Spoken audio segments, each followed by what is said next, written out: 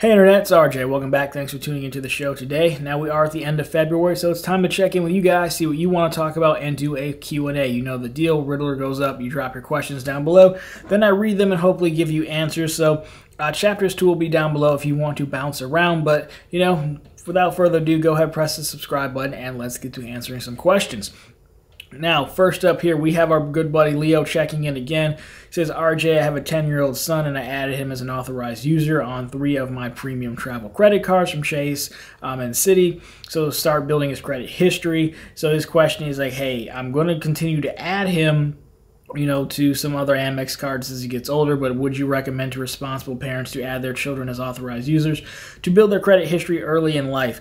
Yeah, you're doing a great job. Your son owes you a debt of gratitude he doesn't yet realize. Now, I have a full authorized user video that I'll link down below, but the gist of it is, like, before you hit 18, you're basically like a ghost in the system is the term they use, because you've never really had a reason to have credit. I mean, you know, you have no income usually, or no significant income, so even if you wanted a loan, no one's really going to give you one, but you have no need. So when you hit 18, you know, you can get your first card. There are student cards, you know, which give you like a $500 limit. It's basically the bank just taking a chance on you to build a customer base. If you're doing this, then, you know, you're probably going to start off at second base in the game of credit maybe. Because, again, you're going to be able to build up, you know, or you're basically going to inherit dad's credit history in this case. So, yes, absolutely recommend it. Full video down below. But, yeah, I mean, you're definitely on the right track.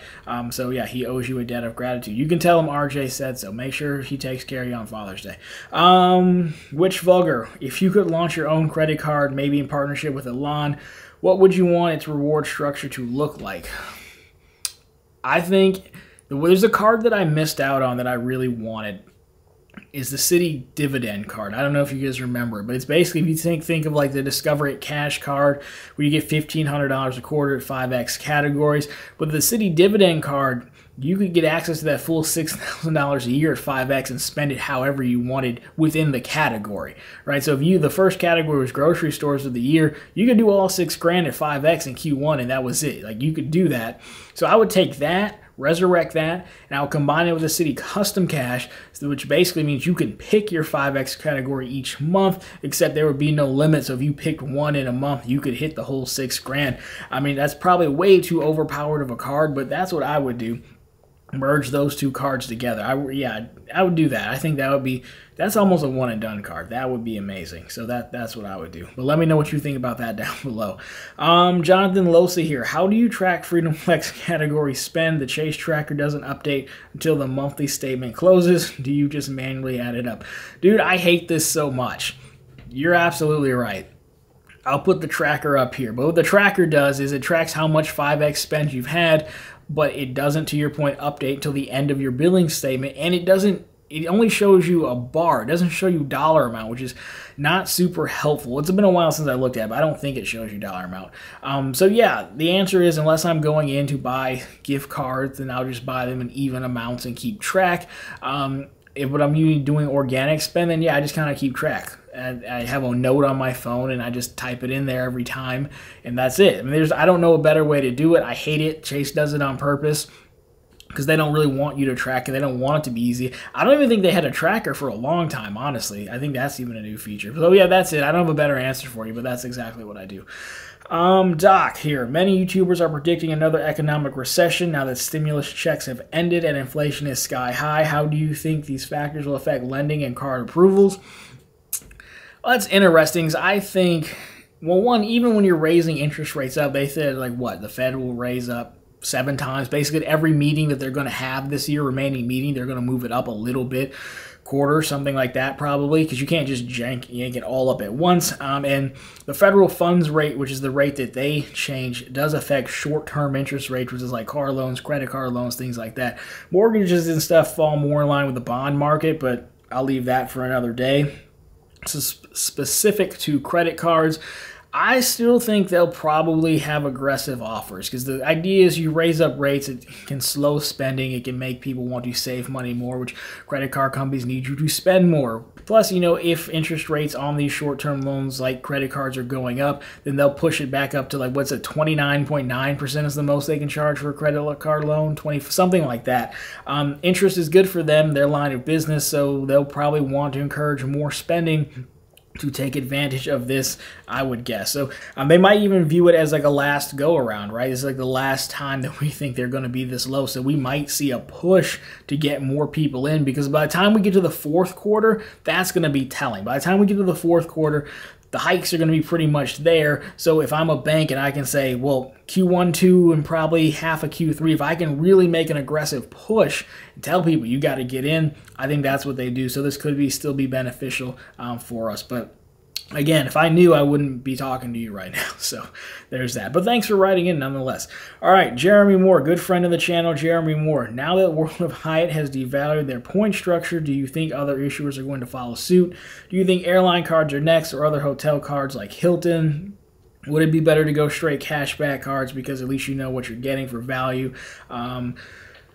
I think other people are absolutely going to do it. I don't necessarily know they're going to do it because Hyatt did it. I think they're going to do it anyways. A lot of this stuff is usually planned out ahead of time. It's very rarely is it an actual reaction to what someone else is doing, but other people doing it does make it okay.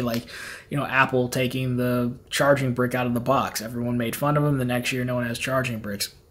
So yeah, I think it's going to happen. I mean, it's not really an original thought. We've seen the articles, but when airlines and hotels gave out all those points to card issuers, to help stay afloat during the pandemic, we thought devaluations were inevitable.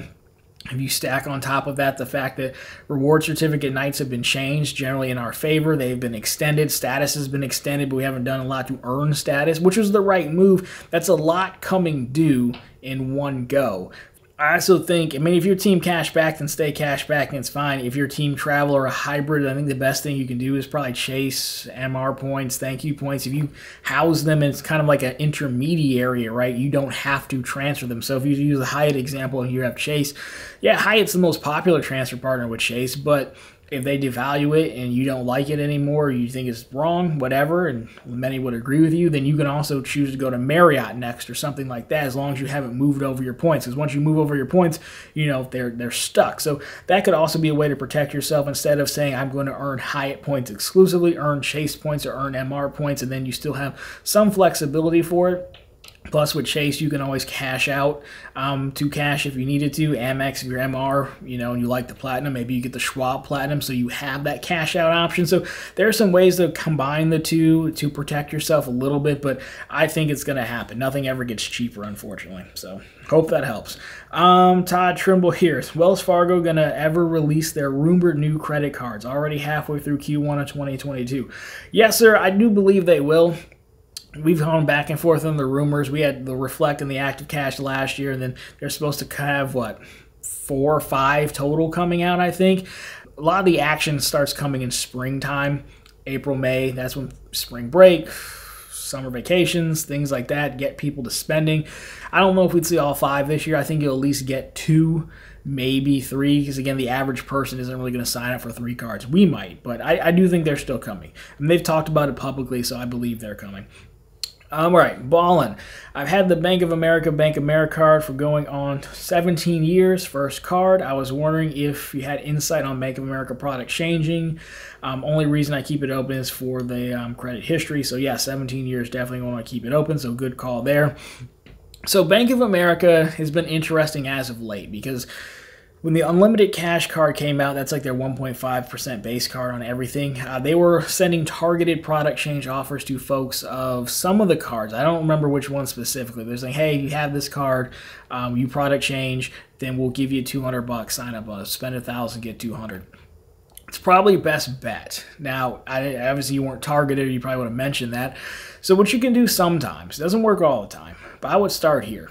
If there's a branch by your house and you have a deposit account with them, you can grab a copy of the offer. You'll have to get a screenshot or something. I'll probably put one up here. Walk in, like, hey, I've been a customer for 17 years. I want to stay here. I see this offer. How do I get this offer? Sometimes they'll help you. Bankers in person, because you're a customer to them. To banks online, you're an account. But in branch, because there's a potential to sell you something, you're a customer. I think that's got like a 50-60% chance of working, so I don't want to get your hopes up. But I've personally had it happen to me where I've gone into the branch to open up a bank account, and I was not targeted, but I knew about the offer, and I showed them the offer on my phone, and they did what they did behind the scenes, and I got the offer. They can do it. So that's what I would do for that card. And then it's a 1.5x card, so it could make more sense to use. So good luck. Report back if you do it. Let us know what happened. So Red Sox Nation. Now that we established that there is a war on wealth, why are Democrats waging a war on work? Every time with these questions, man, you're going to get me canceled. I guess I answer them, so maybe it's my fault. So by war on work, I think you're referring to, hey, we maybe extended the unemployment benefits longer than we needed to. So I have a few thoughts. I think number one, in the beginning, and this is something I've done unemployment before, not during the pandemic, but like 4 or 5 years ago, I've done it. So I'm going to be honest about that. But I think when you shut everything down, you owe people that check because it wasn't their fault that you decided as a government to close their business. It wasn't because of bad management or anything like that. They have no livelihood. You owe them the check. Now, when things got better, we opened up again, figured out how to do it in a way where we felt, I don't know, we were doing it safely maybe. Then, yeah, you could start winding it down. I believe there should have been a grace period in there to help people out because, again, it wasn't their fault. But, yeah, we probably did run it longer. I think any administration, I think, looks at it to begin with is like, hey, this is mailing people money is a popular thing, and I want to get voted back. I mean, it's going to make people favor you more. The last guy did it by mailing. The last president insisted on signing the IRS letter for the Trump bucks that went home, right? Because I'm not even criticizing it. It's a smart play because, I'm giving you money. I'm going to make sure I sign it, even though technically it comes from the IRS and not him. I think the Democrats are the same way. I want you to associate with me helping you. I don't want to be seen as pulling this out any sooner than I have to. But I do know 2 small business owners who this has personally affected, and they've talked to people who have said, hey, my people won't come back because they make more money sitting at home. But that's like a whole different problem. It's one, that means we should stop paying them, to your point, because their job's available. But number 2, I don't know, are the wages competitive? I don't know what they're doing, what their responsibilities were. Again, this is a small sample size. So I agree, long story short, I agree with you, but I think companies have some of the blame as well to help get people back to work. So I don't know that you and I don't know if we'll agree on that one, but there we go. Baby Vilch here, back on topic. How does travel insurance work? What if I missed a flight or experienced a flight delay and I pay with a specific card, CSP or Platinum? Am I covered, or is it on me? He's been lucky enough to not have this happen to him, so good for you, man. So I think I have a video on this. I'll link it down below, but the long story short of it is you need to pay something with the card, right? Like you got to pay a portion of the flight with the card. Or with Chase, for example, if you use Ultimate Reward points and you still have the card, they'll honor it. Now, if you just straight up miss it, like you just missed the gate, it's probably on you.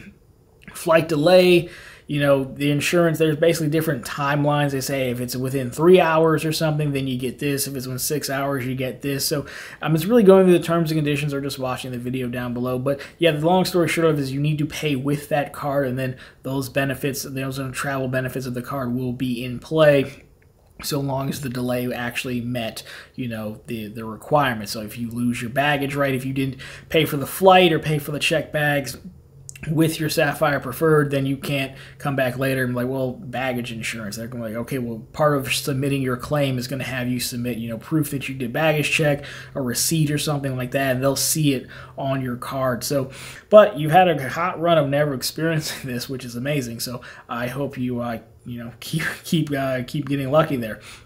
But full video down below. All right, we are getting to the end. 2 more left. So Phoenix here. What are your thoughts on the new American Airlines Advantage program update? What do you think the best way would be to maximize the point earning between AA and the World of Hyatt partnership? both through cards and program.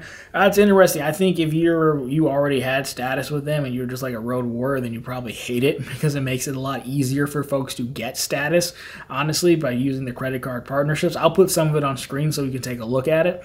Now, overall, the second part of this, the partnership between American and Hyatt, I think it's really cool. You basically link your two accounts together, and then it basically allows you to cross-earn. I definitely think the best way to maximize this is going to be the combination of their cards, right? Especially with the American Airlines that we just talked about, there's a way to spend towards status. Now, again, it's still a lot of spend, don't get me wrong, but if you had something you really valued, you could do it. Hyatt the same way. It is interesting. I forget who has American. Isn't American with like Citi or something, and Hyatt is with Chase, so you need those two cards. But the Hyatt is a very popular card to begin with. I think it was A tier in my power rankings, but everyone wanted it to be S. So I would definitely think that's the way to go. I know there's a Hyatt business card as well to bring in those cards because there is a combination of it. I'll link to some stuff down below. I'll be honest, I haven't explored it a full amount because I'm more of a Delta flyer myself, but overall I do like the partnership. You're on the right track here if you want to maximize with, maximize your points earnings. Definitely link the accounts and then grab the cards as well. And those are probably going to be your default or go-to cards. Just make sure you're allocating your spend accordingly. So you're hitting status with which whenever is harder for you to earn organically would probably be the takeaway there. Okay, last one here, Mr. Kamar. Is it possible to split up a balance transfer between different bank credit cards?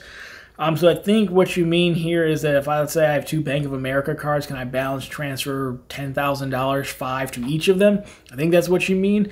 Yeah, you can. You could do that. The only thing you can't do really is you can't transfer like Bank of America to Bank of America because that doesn't do that, just shifts risk for them. It doesn't do anything. But like if you opened up two cards, like two Bank of America cards, and you had balance transfer offers on both of them, yeah, you could send 5 and 5, in this example. You could do that.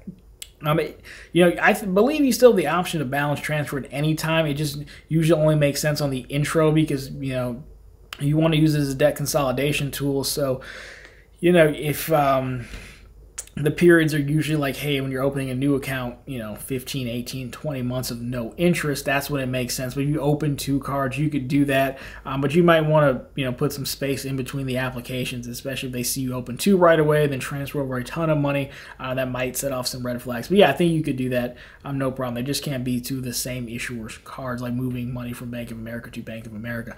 So anyways, guys, that is all of your questions. Hope it was super helpful. If not, as always, definitely let me know down below. We can get you some more additional information as needed. I already asked you some questions, so I'll just say, hey, if you like this one, drop me a thumbs up down below. If you found it particularly interesting, consider subscribing to the channel. Again, posting content just like this every Monday, Wednesday, and Friday.